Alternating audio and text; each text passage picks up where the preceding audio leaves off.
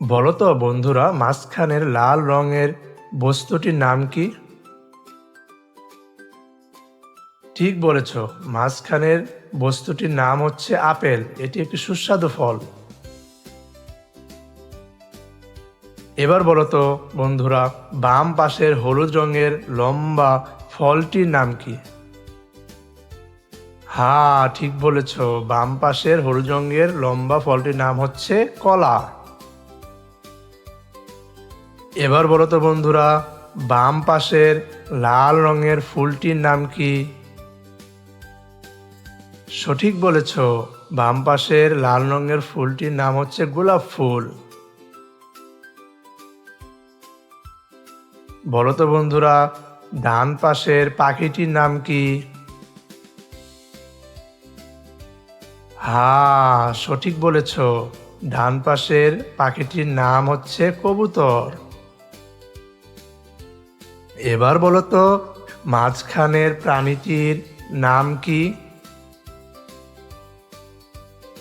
ঠিক বলেছ, মাঝখানের প্রাণীটির নাম হচ্ছে কচ্ছপ। এবার বলো তো, বাম পাশের প্রাণীটির নাম কি? হ্যাঁ, সঠিক বলেছ, বাম পাশের প্রাণীটির নাম হচ্ছে কুমির। বন্ধুরা, এবার বলো তো, বাম পাশের প্রাণীটির নাম কি?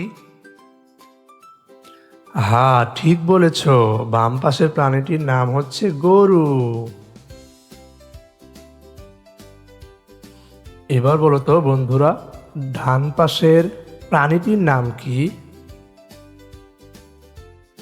ঠিক বলেছ, ডান পাশের প্রাণীটির নাম হচ্ছে ডলফিন। এবার বলো তো বন্ধুরা, বাম পাশের প্রাণীটির নাম কি? হ্যাঁ, তুমি চিনেছ, বাম পাশের প্রাণীটির নাম হচ্ছে জেব্রা। এবার বলো তো, ডান পাশের বস্তুটির নাম কি? হ্যাঁ, সঠিক বলেছ, ডান পাশের বস্তুটির নাম হচ্ছে কলম, যা দিয়ে আমরা লিখি।